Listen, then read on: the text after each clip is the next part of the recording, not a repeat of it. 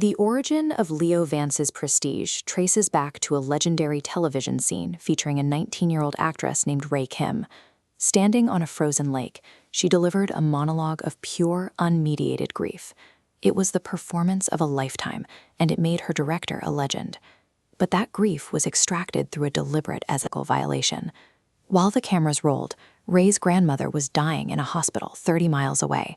Leo received the news through his earpiece before the take and explicitly ordered his crew to withhold it so he could capture her reaction on camera.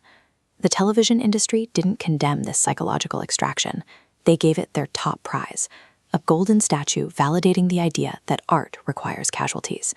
10 years later, the network pours 9 figures into a revival of the show. Leo returns with absolute authority. He controls the budget, the narrative direction, and an embedded documentary crew tasked with recording his process on stage 6. Rae returns to the set wrapped in ironclad non-disclosure agreements, a morals clause, and mandatory behind-the-scenes access. On paper, she's entirely paralyzed by the legal and institutional barriers protecting the man who broke her. So how does a legally and financially cornered victim dismantle an abuser when he controls the entire system? She uses his own machinery against him. Rae bypasses Leo's institutional power by employing a strategy of asymmetrical warfare. She targets his extreme narcissism and his deepest professional insecurities. She starts by secretly submitting brilliant script pages to the production's writing staff, hiding her identity under the pseudonym J. Carver. These pages act as a psychological trigger. The dialogue explicitly mirrors Leo's secret terror, the fear that he isn't a true artist, but merely an unoriginal mechanic who harvests the talent of others to survive. Faced with writing that undeniably outshines his own, Leo does exactly what Rae predicts. His ego compels him to publicly claim the anonymous writer as his own personal discovery, absorbing Carver's brilliance into his brand. Beneath the public bravado, the script leaks cause Leo's paranoia to spike. Desperate to maintain his grip on the production, he begins tyrannically firing innocent crew members over minor infractions. This collateral damage pushes the neutral documentary filmmaker, Elena, to break protocol. Watching Leo isolate and abuse his staff, she quietly routes a hidden path from the stage's 24/7 B-cam surveillance straight to her own encrypted cloud database.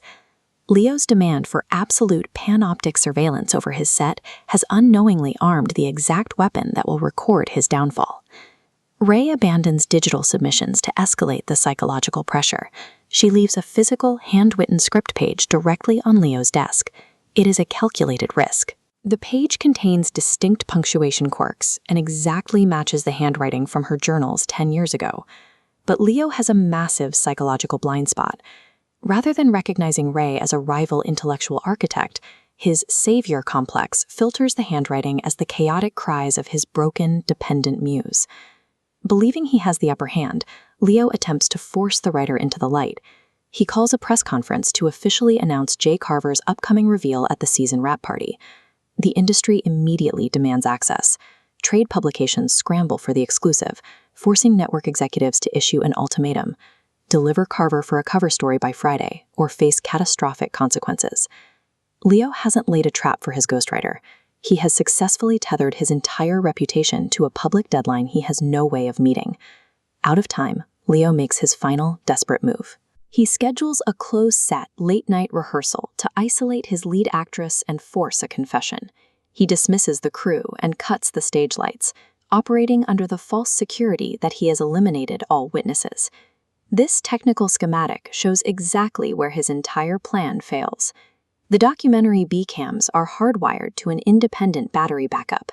When the main power drops, the cameras automatically switch to infrared and keep rolling. Rae walks onto the dark stage, stepping directly into those overlapping cones of vision. She holds absolute leverage, knowing exactly how the environment is wired. Leo begins his interrogation, completely certain he dictates the terms of the room. He doesn't realize that every single threat and confession he makes is streaming directly to Elena's secure server.